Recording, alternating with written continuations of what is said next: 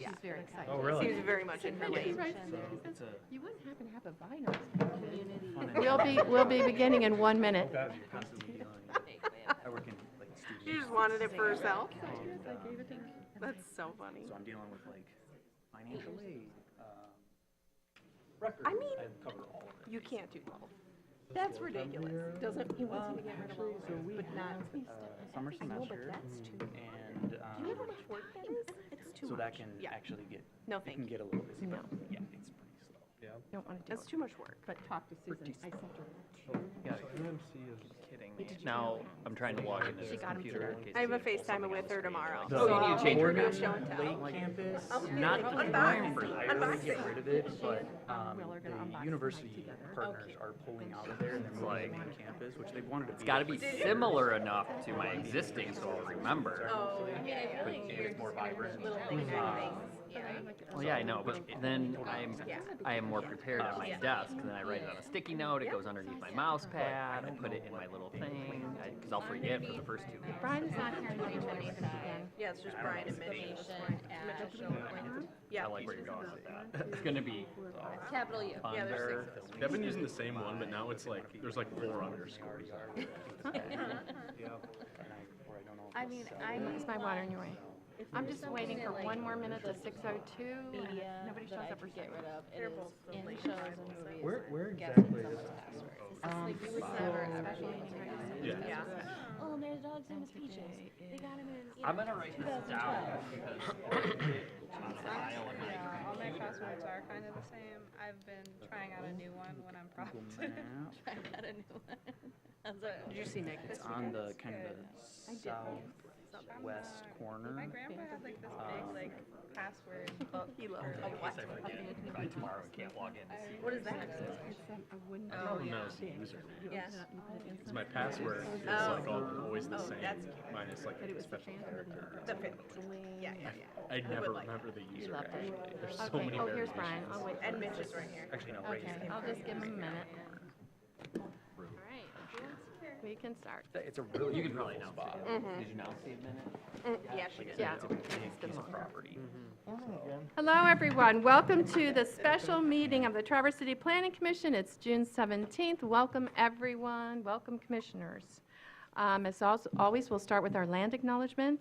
The land on which we gather is the territory of the Ottawa and Chippewa peoples who have stewarded this land throughout the generations. Thank you for your strength and resilience in protecting this land and inspiring us to uphold our responsibilities to do the same. So I'm calling this meeting to order and roll call. Commissioner Anderson, Here. Commissioner Deterry, Here. Commissioner Hershey, Here. Commissioner Knapp, Here. Commissioner McGillivray, Here. Commissioner O'Brien, Here. Commissioner Treadwell, Here. Commissioner Swanson, Here. Commissioner Cameron, Here. and Commissioner Heller is absent tonight. Thank you. So we're going to move on to topics for consideration. A public hearing and possible recommendation on PUD application 25 PUD-01, referred to as the TC Millworks for the property located at 1032 Woodmere Avenue. Mr. Winter. Yeah, I'll start with a brief overview and then hand it over to the applicant team if they wish to speak more on it. But as you know, this is a mixed-use development on the west side of Woodmere, between Woodmere and Shefford, just north of Carver Street. The site previously had been an industrial site with the manufacturing and TC Millworks, which has recently relocated to Aero Park Drive.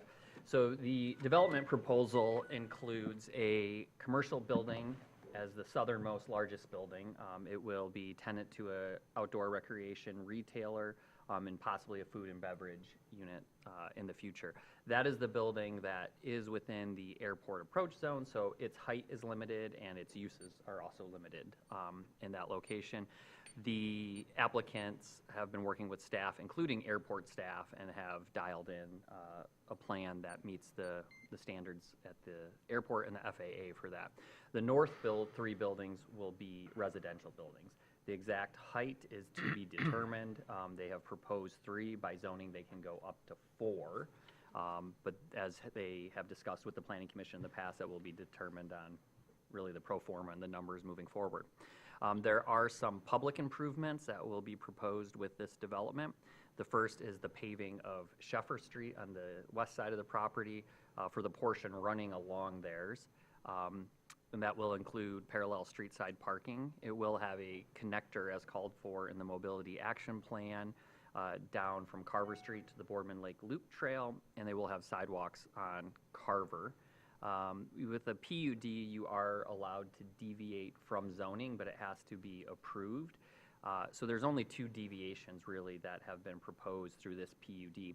The first is some exceptions to the setbacks, the front setbacks on the southwest and north side of the building, as well as there's a 6,000 square foot maximum building footprint size, and they are proposing roughly a 10,800 square foot building for the southernmost building. So again, that is all approvable through this PUD process.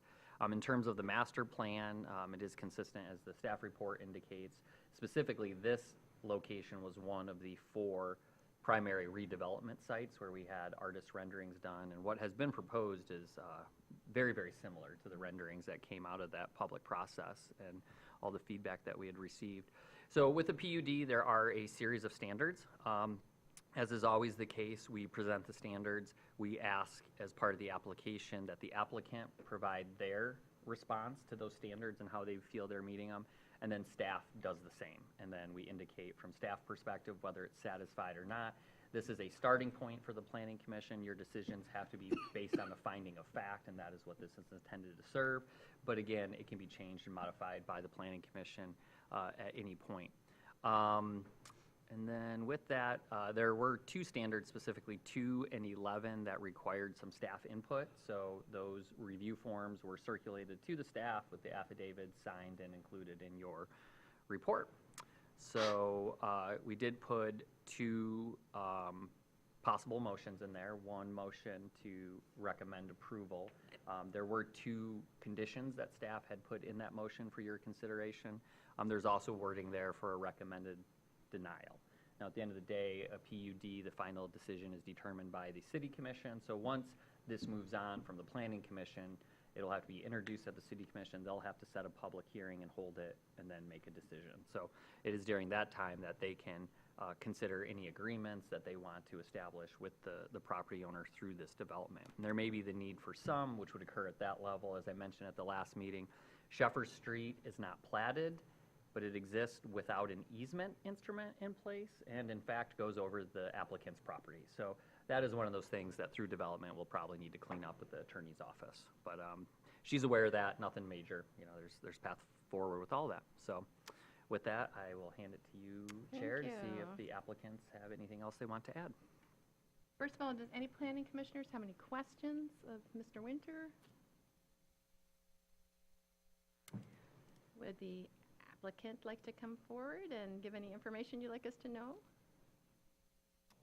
Yeah, good evening. Tim Pulliam. I'm the applicant.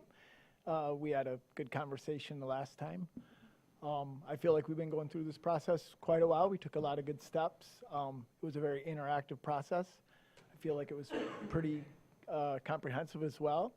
We worked with all the departments and after some back and forth to make sure we could get everybody as happy as we could along the way. I feel like we have all the departments bought in with a plan that works well for the community and for each department, and still works well for both our client that we're building the retail space for in the mixed use, and also it's going to do great adding housing there on the north end of the property when we get to phase 2. So I'm happy with the way it's all went, and I'm just looking forward to moving on to the next step.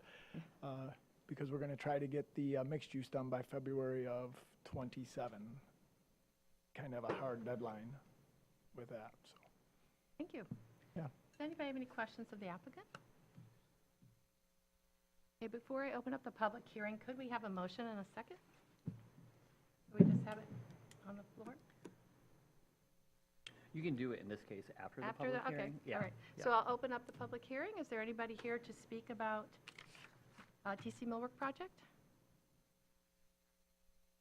Okay, see none. Now I'm going to bring it back. Okay, now I have it in front of me. I move that the planned unit development application 25 PUD 01 to construct a mixed-use development consisting of 4 buildings and associated site improvements, referred to as the TC Millworks and located at 1032 Woodmere Avenue, be recommended to the City Commission for approval with the following conditions. 1, that all necessary permits be secured prior to construction, and 2, that the trail connector from Carver Street to the Boardman Lake Loop Trail via the adjacent city-owned property, the paving of Sheffer Street, and associated on-street parking, and the sidewalk along Carver Street be completed before the issuance of any occupancy permits. Second. We have a second. Any other discussion? Anderson. Thank you. I was wondering if there's any more information available regarding the 6-inch water main that's referenced, I believe, in the context of Standard 11 for adequate public services and facilities. I just wondered about the pressure concerns, water pressure concerns, and if it is found that in order to maintain adequate pressure that a larger water main is needed, whose responsibility is that? So in general, developers, if they need a larger water demand, would be on the hook for that. But talking with Art, the director, municipal utilities, he did not see that as being an issue, though, for this development.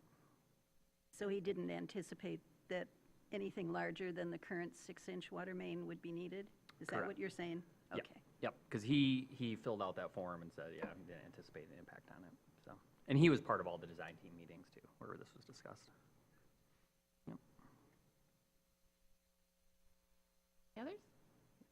I just say this has been before us a couple of times. It was a solid plan when it came to us the first time. We asked for some tweaks. I'm happy with it. Great. So appreciate it. Other comments? The letter from the Watershed Center mentioning preservation of healthy trees on site and, concerns about some of the very early plans and impervious surfaces leading down to the waterfront. Is there any further conversation on Yeah, that? actually, Leslie and I, and Katie, were you in on that? I don't know if you were in that, but we met with the Watershed Center about 2 weeks good. ago with Heather Smith, discussed it. It was a quick meeting. I think she was satisfied with what's occurring there. It was more of a discovery type meeting, like just learning the facts more about what's being proposed. And so we showed her the updated plans. At this time, the pavilion that was in the original conceptual plan isn't moving forward. That's something that could be addressed in the future. Honestly, it probably would be led by the city. It would be on city property and stuff like that. So yeah, she didn't have really any concerns anymore. Everything that is being proposed is upland of the existing trail and things of that nature. And from what I think they had seen before when they wrote the letter, and as you guys noted, the trail concept has been toned down quite a bit now that they got the elevation grades. That cut down the impervious surfaces and stuff, so. Great. And any further discussion about for instance, the heritage oaks that are on the lot? On the developer's lot? Yes. Yeah, in what regards? Well, whether any of them can be preserved. Yeah, I mean, that's really ultimately going to be a question for them. They did note some areas of some tree preservation, some tree planting in their landscape plan, but, they do have the right to cut them down if they want to develop, so. Any other comments or questions? Okay, so we have a motion and a second. All in favor, say aye. Aye. All opposed? Motion carries. Thank you. Now we're going to move on to 4B, public hearing and possible recommendation on the rezoning of the 300 and 400 blocks of South Union Street to C4A. Mr. Winter. Yeah, so again, this was initiated by the submission of an application by Scott Hardy, who's a representative of We Are Spartans LLC or something of that nature, right?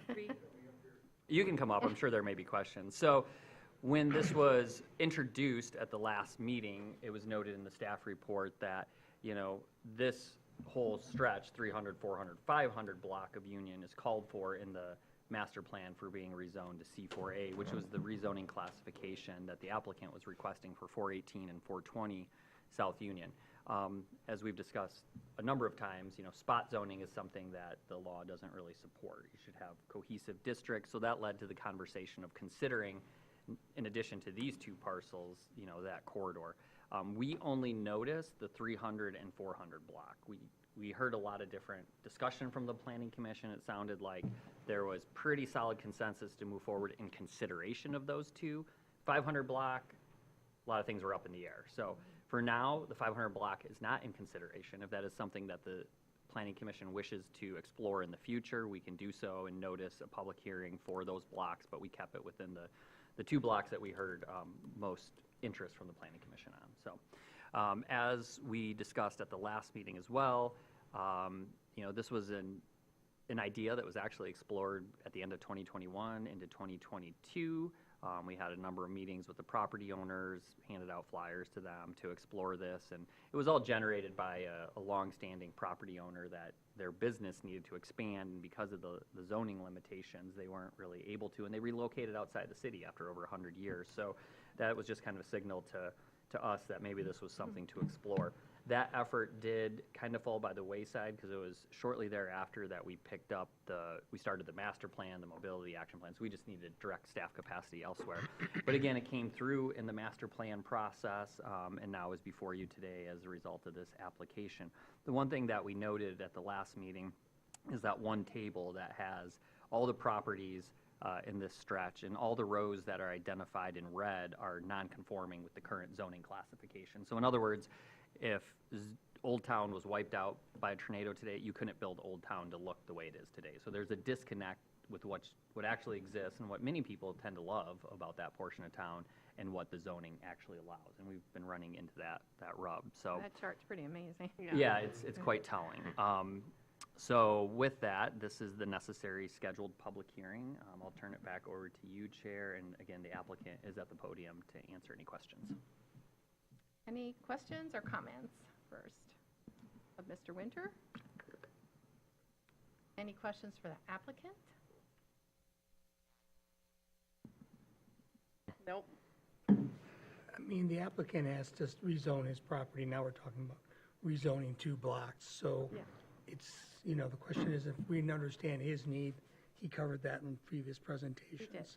So it's really, it's a 2-block rezoning we're looking at. If we want to narrow it down to 2 properties, then I might have questions for him. So to that point, you may notice the way the motions were structured, that if it is the Planning Commission's desire after deliberation to recommend approval, that motion would be inclusive of the 2 properties that we received an application on. So I talked with the attorney about this. If the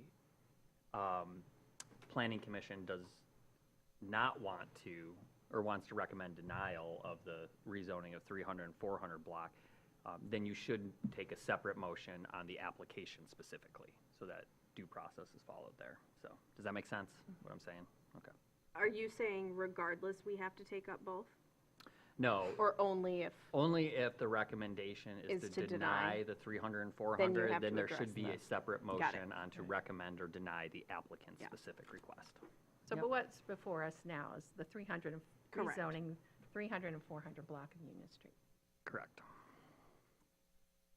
Any comments on that? All right, would somebody like to make a motion? Well, you can open up the Oh, public. I'm sorry. Yeah. I'm tired, sorry, people. Well, I'd you- like to open up the public hearing. Anybody here for the rezoning of the 300 and 400 block on Union Street? Please come, state your name and address. Hi, good evening. Brad Lystra, 623 South Union Street. That's the night between 9th and 10th on Union by St. Francis. I don't have a strong particular opinion on the zoning issue for that property or for Old Town neighborhood, but I do want to kind of talk about traffic flow through that area as it could relate to changing the zoning, and if those buildings and the occupants in those buildings could potentially create an increase in traffic. in addition to what's happening further north on Union Street with the Marriott Hotel that's under construction at the moment, and also the possibility by J&S of the hotel, the boutique hotel that's been discussed going into the site by the diner there. All said, that could potentially all create some pretty significant traffic flow increases. And I came here tonight because I wanted to mention the idea of, well, to go back a little bit, I have seen traffic calming on city maps before for the Union Street corridor. And if there's potential to look at the numbers here in terms of traffic flow and look at the speeds which people carry through there and the number of cars that we're going to see, what options do we have for traffic calming, knowing that we have St. Francis there with young student drivers, a lot of people, walking dogs, and a lot of kids playing in that corridor. Is there an opportunity for bump outs to slow things down just a little bit? Maybe more of maybe police presence. I'll leave traffic calming, to the experts and what that could entail for that corridor. But it got me thinking the other day of there might be some opportunity for improvement there for the neighborhoods that are pretty close to a growing city infrastructure. Thank you. Thank you. Is there anybody else who has any comments? All right, then we're going to close the public hearing, bring it back to the commission. Mitchell? Yes. Going back to a bit of history, what is now Union Street had, before Grandview Parkway got built, before the current interstate highway system, was part of Dixie Highway, which we now largely call US 31. That would have routed through our downtown and then out Union Street, connecting to what is now Veterans and south. But now we have Division that carries a lot of that traffic. So as a share of the city's overall traffic volume, it does receive significantly less than it has historically. Not that I don't recognize that there could be neighborhood concerns, but I will point out that it's been brought up several times in discussions about downtown parking that the Old Town Parking deck is currently underutilized. That is 1 or 2 blocks away from these properties in question. So theoretically, new development here, even if it is car or residential, commercial or residential development that does involve more car trips, those cars can be using the parking deck and may not be on Union Street itself at all. I do find this an interesting historical case in that the Old Town neighborhood, not just these 2 blocks or even the 500 block, but extending the full length of Union Street to 14th Street and Cass Street to the edge of town, have never had a consistently residential character, though large stretches of both streets are listed as residential in our zoning maps. Probably because of some of that earlier history with the main highway south of town going through this corridor, it has commercial development on these 2 blocks of Union Street, but also in the blocks 500 block, and then we have places like Deering's Market and St. Francis itself that are non-residential in nature and would point to a different intensity of use than our zoning map describes. I am very much in favor of elevating the 300 and 400 block to a C4A, assuming that that the specifics of C4A are agreeable to the current property owners, and there's nothing inherently objectionable in that.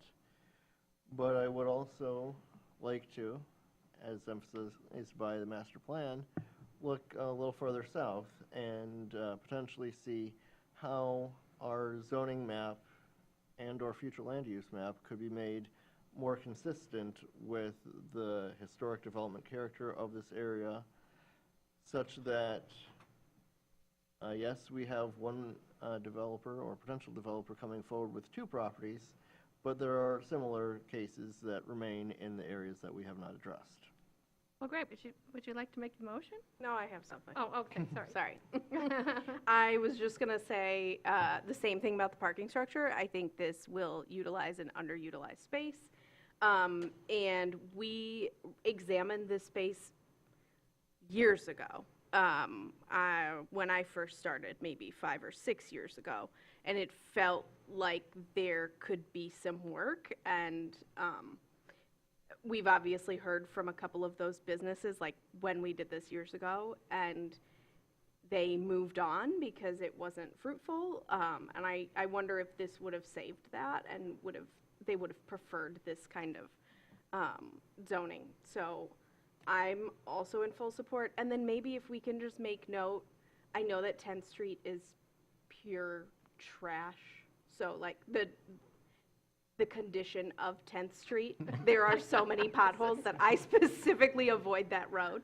So if and whenever we get to resurfacing of streets in a CIP, let's just kind of keep that in mind, because I think that would be a perfect spot for bump outs. Yeah. I don't know if who knows when that'll happen, but whenever it comes through in the CIP, I think that's a good idea.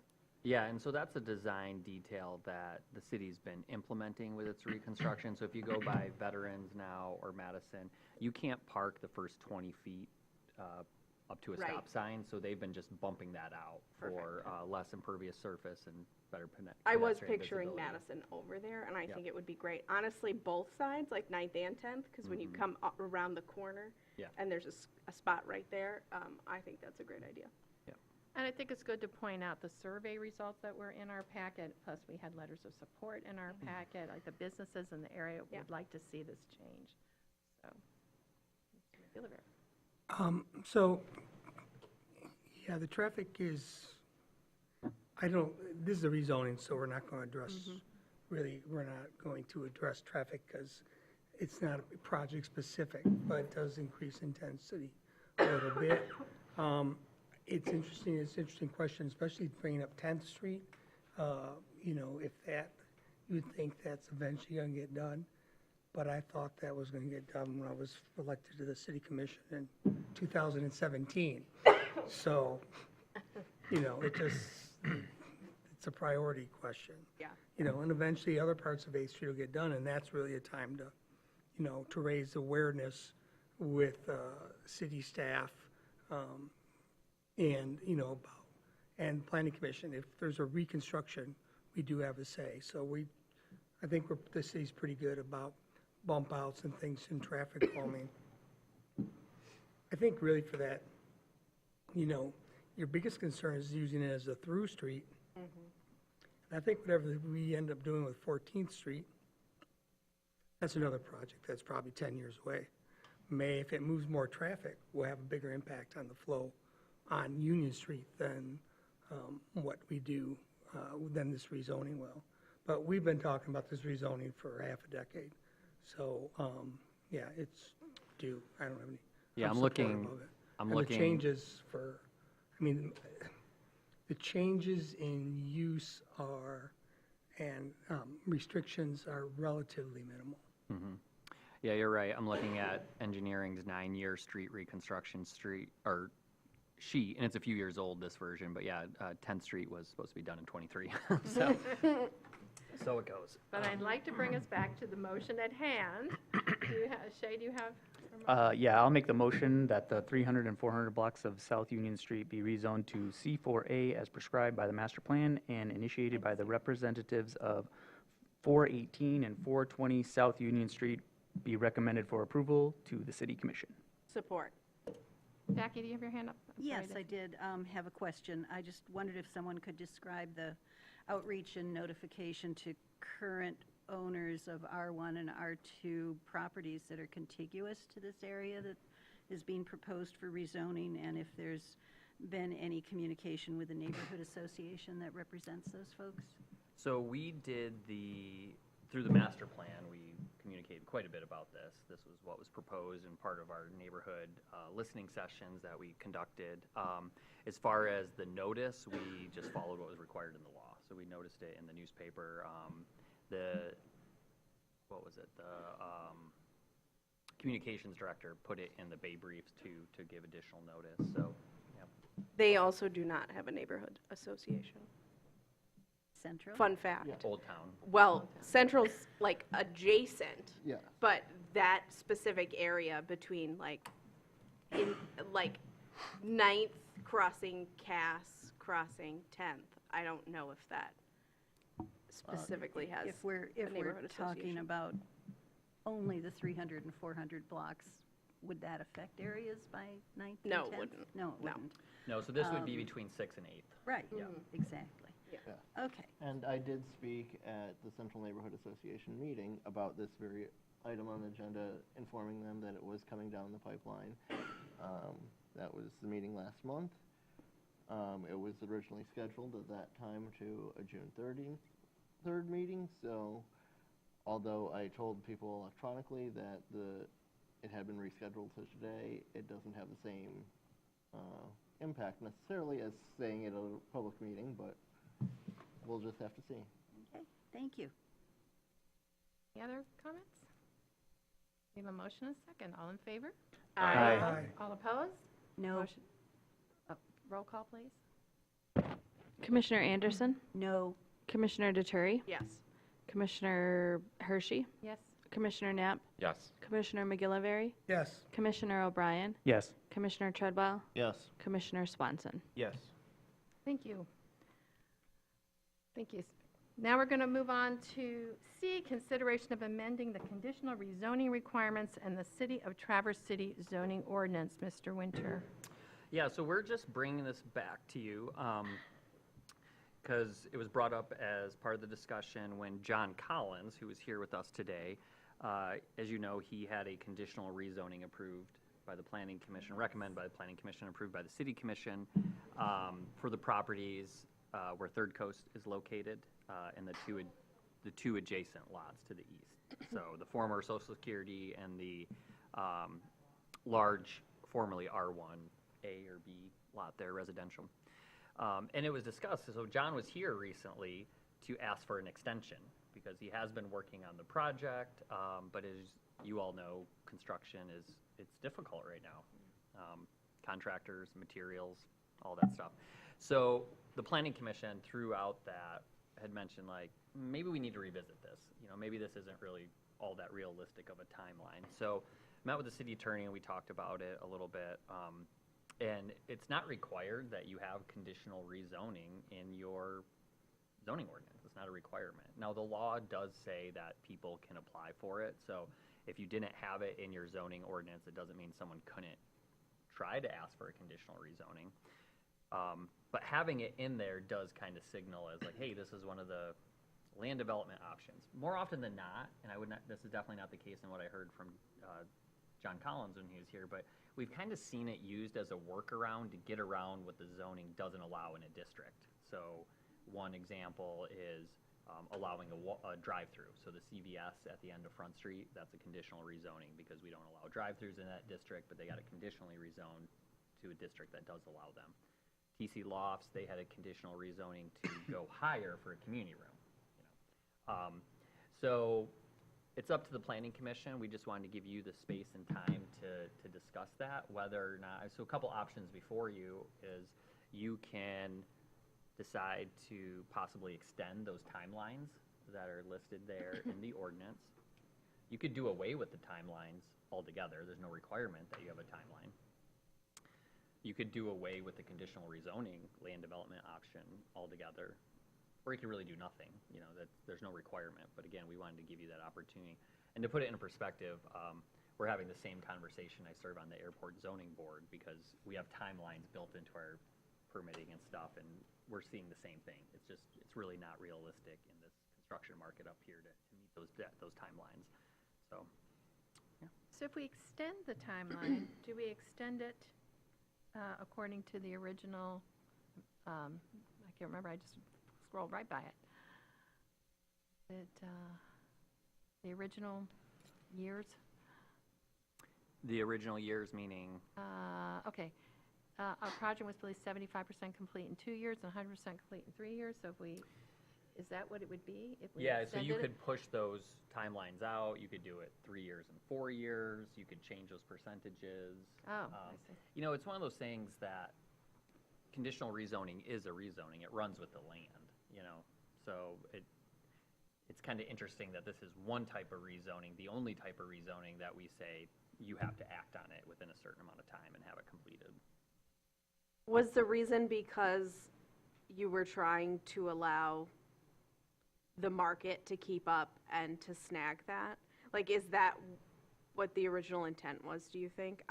Because I don't understand why you would put that tight of a timeline Yeah, on it. it predates me, so I don't know the history on it, but when I had sent the request from John that the Planning Commission recommended the City Commission, I had written in the memo that the timelines were brought up as a possible future discussion, and the clerk responded to me like, I'm so glad to hear that, because it's not the first time that they've run into this before. So it sounds like even before my time, they've had issues with these timelines and the conditional rezonings. Now, so I'm reading this again. So it says, the applicant is afforded the right to request an extension. However, they are limited to a one-year extension and only are eligible for one extension.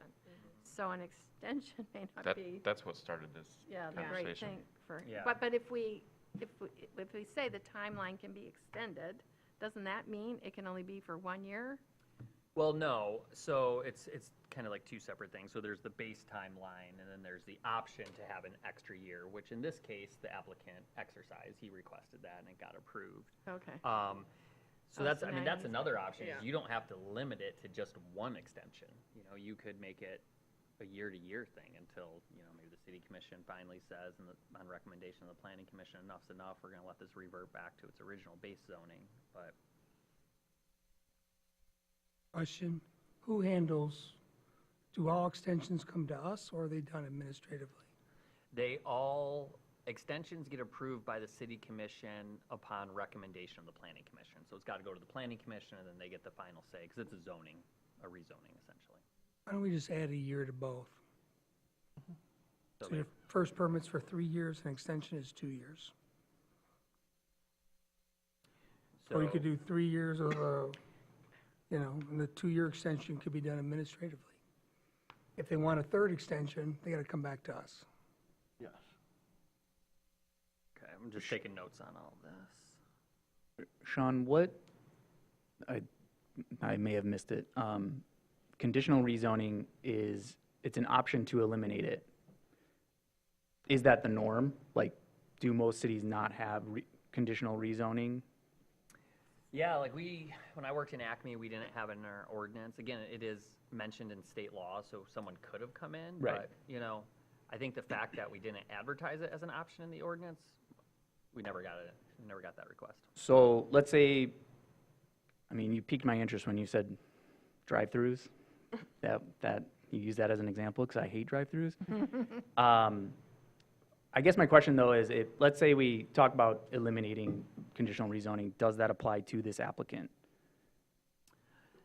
So in this case, I think what it would do is just change his zoning to Okay. what he required. Yeah. It wouldn't be a conditional Yeah. agreement anymore. And I know that the part of the conditional rezoning was because the neighbors didn't want pot shops or whatever. That was something that stuck out to me. Yeah, in this case, it was the applicant who, on his own, Right. initiated it Yes. as a way to, a good faith to Yeah. show the neighbors, like, I'm willing to work with you, I want to advance my properties, but not in a way that you find.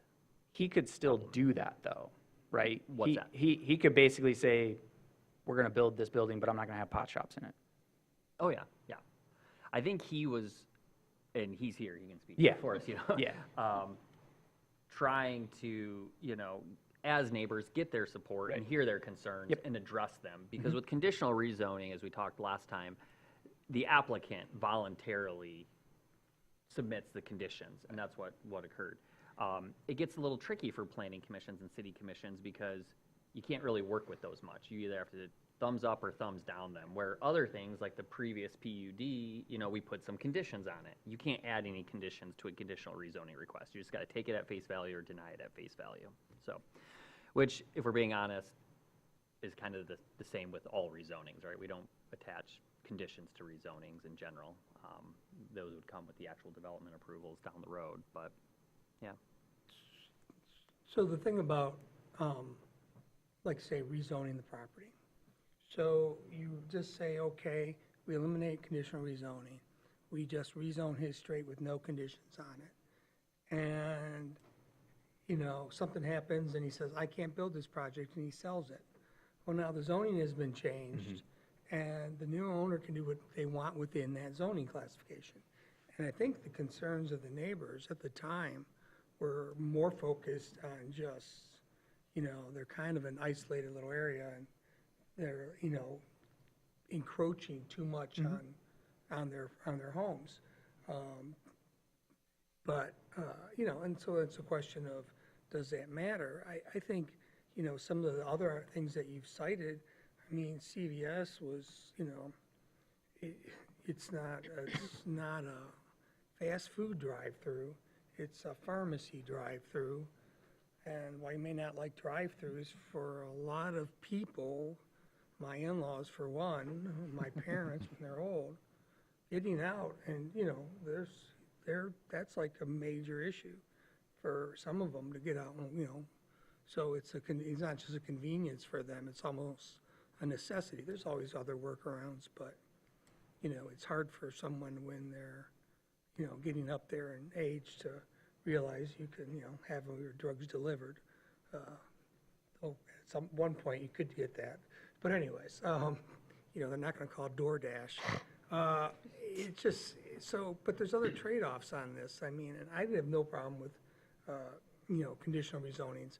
Either like it or you don't. If you don't like the conditions, then you reject it.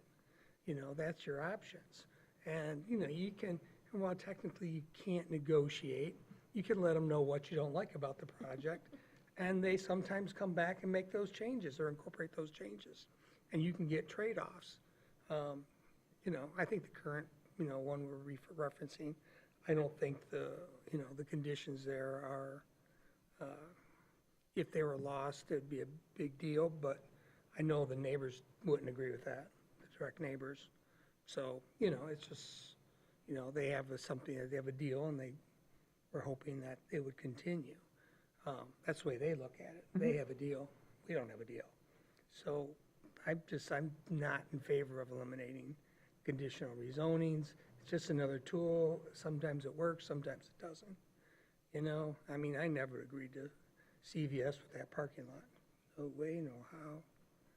What a waste of space. So, but I wasn't that, actually, there are some things that actually predate me, so. There are?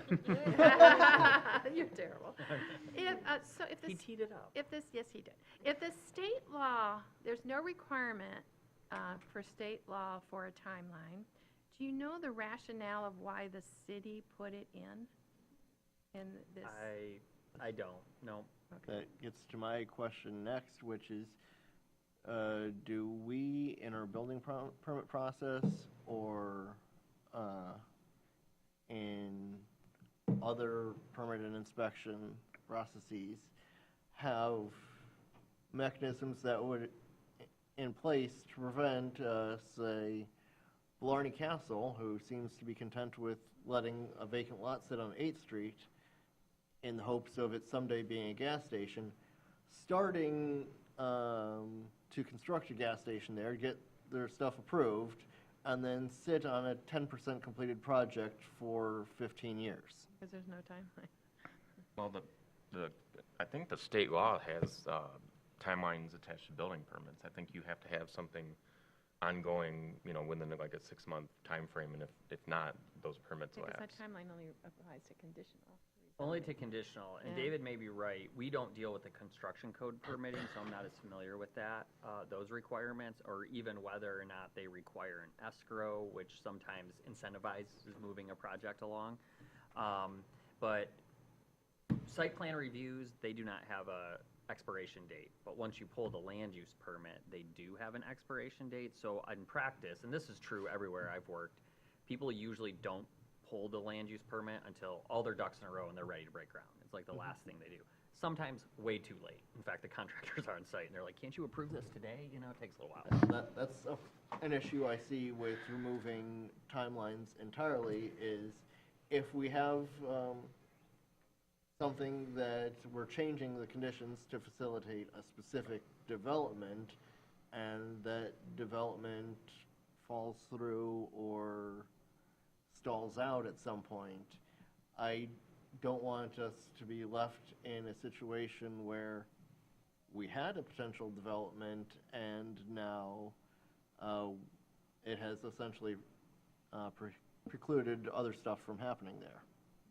My Yeah. only devil's advocate remark, Mitch, I'm so sorry, would be the example of my neighbor currently. I was going to bring that up. Because But they don't have a conditional rezone and they're just, but they've been caught in it's legal true. limbo, so. It's true. that's a little Although I think I think the most recent bout of work was unrelated. I think they have now gotten stuck. So I think they're in like a position where they start a little bit and then they lose funding and then they have to restart. And I think that's the current situation, which again could happen to anybody. Yes. So there are situations where we could be stuck in that regardless. So I wouldn't want us to, I'd want to keep us in the conditional rezone lens, just so that we're like realizing that this is just one of the pieces and it could still happen outside of that. I feel that conditional rezoning is a fundamentally useful tool, and this property is a very good example of that. Given the neighborhood concerns that were raised through the whole process, I don't think that 551 Munson would have necessarily been rezoned from R1B to C2, which is part of the conditional thing, because the developer listened to what the neighbors specifically wanted in that parcel, since yes, it is a commercial highway, but it has been vacant and backs up to residential land in a way that those residential neighbors have come to accept.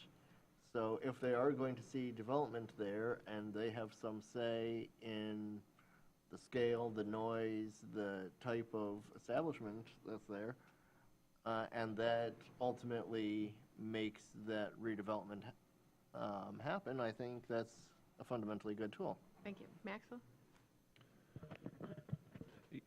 I was just curious,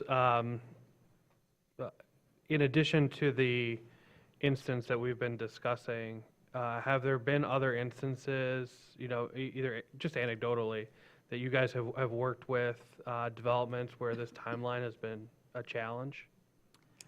Well, not a lot, because we don't really have a lot of other timelines in our ordinance besides this one, and the land use permit. No, other instances where there's a conditional zoning in place where the timeline has posed a challenge.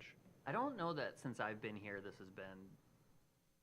I think this is the first one we've gone through. Your in my building time- was looking for an amendment to their conditional Correct. rezoning when I was And here. they did not They get did it. not get it, no. But yeah, I don't have a lot of history on Yeah. for myself. We've reversed too. Correct.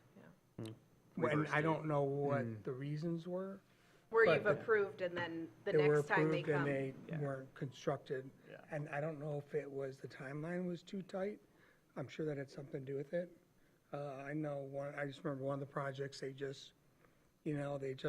deadline was coming up, they couldn't get it done, so they just said, we're gonna walk away. And it was, and I think that was just simply, I think that it played into it, but was it the sole reason? No. It seems like it may make sense to look at that one additional approval and play with that timeline, either extending that to multiples or maybe extending that period. Which I think is aligned with what you were saying, That's what Brian was saying. Yeah.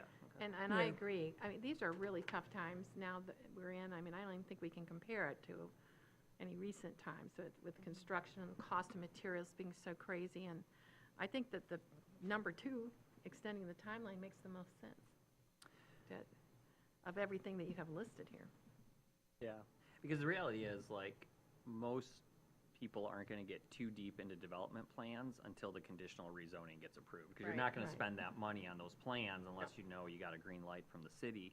So you figure the clock starts at what, is it 2 years? Was that the timeline? I mean, it could take a year of just development Right. of the plans, going through all the permitting.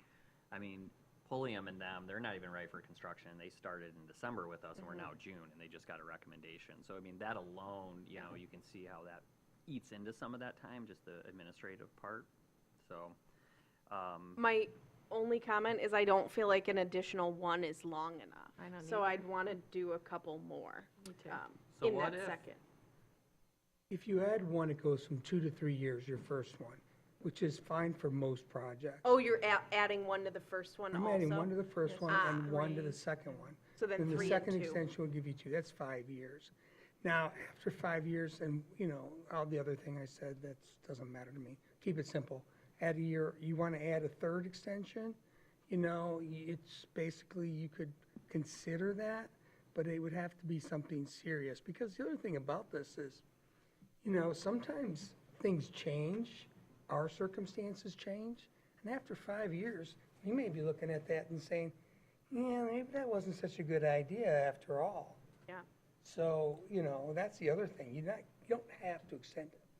So, I missed your first year. So as long as there's like a combined total of 5, Yeah. I think that's good. So the way it reads now is that you get sorry, I'm reading the MCL part. So you have 2 years to get to 75% and 3 years to get to 100 with a single 1-year extension. I'm hearing from some commissioners, maybe change that to 3 years to be at 75%, 4 years to be complete. You get 2 1-year extensions approved administratively, but to be eligible for a third 1-year extension, you need to come and go through the planning commission, who makes a recommendation to the city commission. And even this that we're talking about is a recommendation to the city commission, correct? 'Cause Oh, yeah, this is, I mean, change it'd be a their zoning ordinance. amendment, so Yeah. they would have the final say on that. So, and I've heard a couple other points, but that's what I'm hearing is more of the consensus that's building. I think so.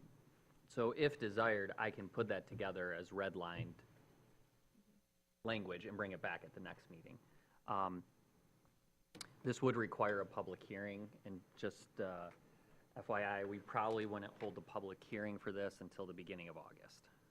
We'll talk about it later, but right now we're on a special meeting because we're out of sync because of the previous, so I'd like to get back on sync and not turn July into a special meeting if we don't have to, that study session, because we wouldn't be able to make the July 1st meeting, public hearing notice yet. Jackie? Yes, in terms of considering an extension with a total of 6 years before it would come back for another planning commission review, could someone summarize for me the advantages of that versus just eliminating the timeline completely? Well, can I add one thing? Just so I understand, so what is the main general process difference between a rezone and a conditional? Is there different costs? Is there, I mean, it still has to go through public hearing, it's still, one seems to be maybe more permanent long-term, because if you rezone it versus a conditional, but I'm just wondering, like, why wouldn't they just rezone it? So in some cases, Sorry, I didn't mean to jump in, but. there may be some elements that the new zoning classification is appealing to them, and that's why they want it, but there may be other things that come with that full-scale rezoning that could be detrimental to the surrounding properties or not consistent with the character of that location of town. So that's where the conditions come in, like, hey, I want to, like, so in this case, the applicant wanted to take a residentially zoned property and make it commercial, but then realize that there could be some nuisance uses with the adjacent residential, as Brian had mentioned, and so that's why I worked with them to voluntarily come up with the condition. So the main difference is the applicant voluntarily puts their own restrictions on what the new zoning would allow. So it could be less contentious too. Could be, yeah. Or, you know, I will what- say, though, In most cases, I do not see the applicant working with neighbors as much as this particular applicant did. You know, a lot of times it's just because they want to get a community room up top or a drive-through or something like that, but, yeah.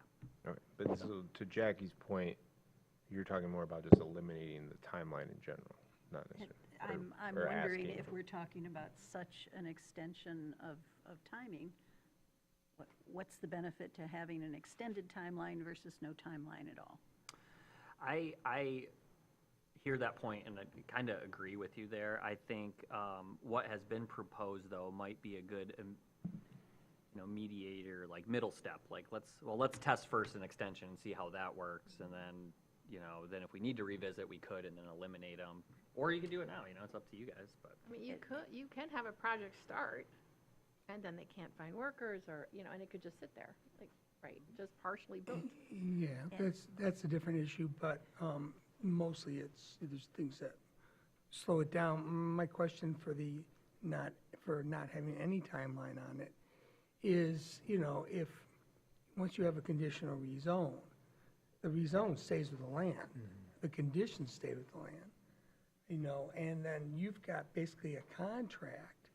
So now that the owner has to either come to you and ask you to dissolve that contract, and maybe the city doesn't want to. Then do we get sued? I don't know. I'm just saying, there's a lot of, if you start to if you go with no ending, I think 5 years or 6 years is way more than enough. So, but if there's no ending, you better talk to the city attorney and make sure there's no other extra complications down the road with that, one. And two, I think, again, circumstances change, and maybe the city doesn't want the conditions. But I don't know if the city can decide to revoke a conditional rezoning just because it wants to, once it's already granted it, without cause. I don't know. I mean, you can change zoning, but conditional zoning is a contract. I mean, it's a signed contract between the applicant and the city commission. So, I don't know how those contracts get changed or amended. Well, they get amended through almost like an amendment to a SLUP. It's the same kind of process, goes through the planning commission, public hearing, then goes to. Well, I understand that part, but it's also a contract. I mean, we do a zoning permit, we don't have a contract with anyone. We just change the zoning. This is your zoning. But when you sign your name on it, you're contracting with them. They're agreeing to follow these conditions in this conditional rezoning, and the city's, allowing them to do those certain things. I don't know if those contracts have an end date or what they get out of the contract. That's a legal document that has to be dissolved, and I don't know what the process for that is. So I'm just saying, if you don't want it to ever expire, you better find out how it gets changed legally down the line. Do the conditions run with the land? The conditions run with the land, yep. The clearest way that it gets changed in the future is by, as you mentioned, just through a rezoning. Zone it to just a base zoning district. And then that rezoning would supersede the conditional rezoning and the attached conditions, so. I'm with Brian and Sean. I think it's a good intermediate step. Oh, Jackie, sorry. In terms of this being an intermediate step or taking an intermediate approach, did I hear correctly that this is the only one in the 5 years that Mr. Winter has been with us that we've had a conditional rezone? So it's in the 4 years I've been here, it's the only one, that has come through and been approved. The only other one was an existing conditional rezone, did try to get an amendment to their conditions. So is it fair to say that these are rather rare in the city's experience? I would And say that. considering it as a test, we might be waiting a long time to have I would say results I have and seen take another conditional stab. rezoning utilized here in this city more than any community I've worked in. So to me, I'd say this city's an anomaly in how it has used conditional rezoning. So, again, it's hard to say that because we haven't had a lot over the last 4 years that we won't have more in the future, you know? I mean, like, we could get 3 this next month, you know, we don't really know. So it's about, you know, setting the standards to make things predictable for people. Do you think you have enough from us to put something together? Does anybody else have anything they want to say? All right, then we're going to move on to announcements. Does anybody have any announcements?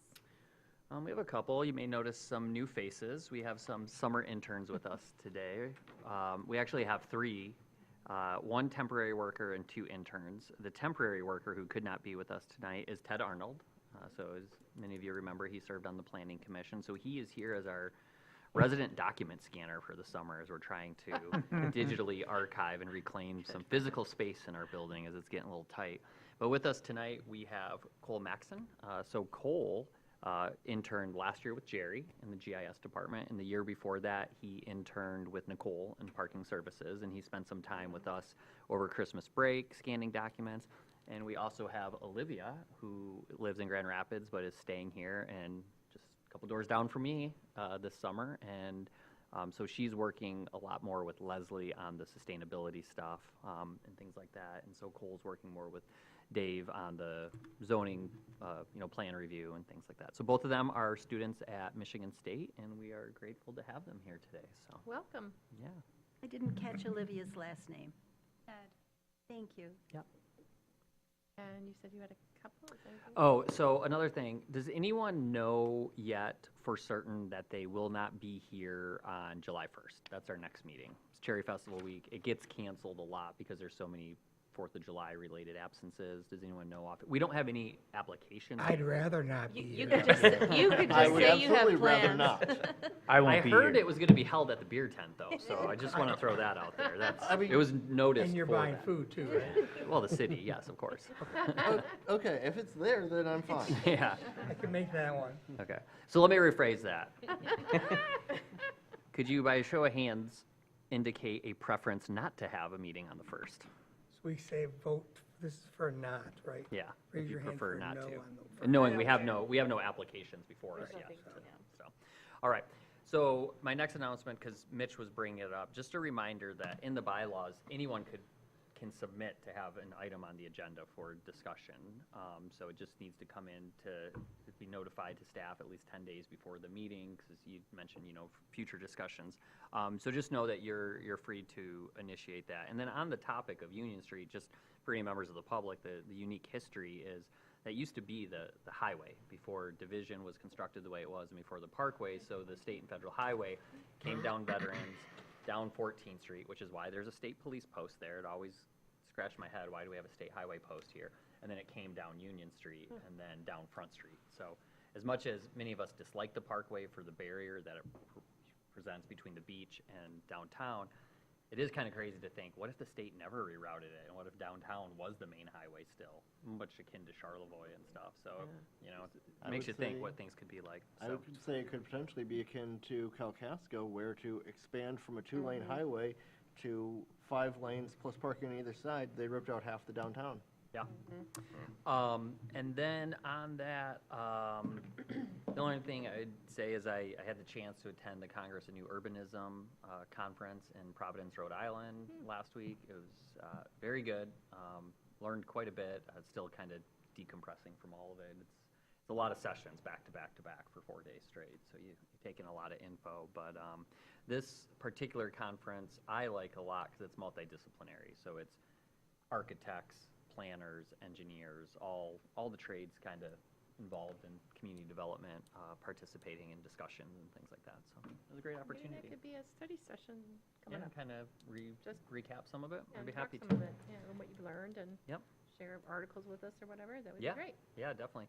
And on a side note on that, just to remind everyone, we do have the Michigan Association of Planning Conference coming up. We budgeted for planning commissioners. It will be in Kalamazoo this fall, typically end of September, early October. I'm sure the dates are on the website. I Um, sent them all the they've been okay. dates. It's late October. Late October this year. And then we do have the unique opportunity for in the spring of next year, which was also included in the budget that got approved, is the National Planning Association Conference will be held in Detroit. So it's very accessible for planning commissioners. I mean, talk about learning opportunity. There's so much going on there. So I would encourage you, if it fits in your schedule and you can make it work, to consider that. And I sent you guys all an email about those while ago. April or something. So if you have a better sense of your calendar now, you could reply, because I am keeping track. And no one's beholden to this, but just to When is the give us an early idea. registration open? Oh, it's usually not until just like, August, Yeah. late August at So the we have- earliest. yeah, you we've got time. lots of time. Any other announcements? Nothing other than it sounds like we'll go ahead and cancel the July 1st meeting.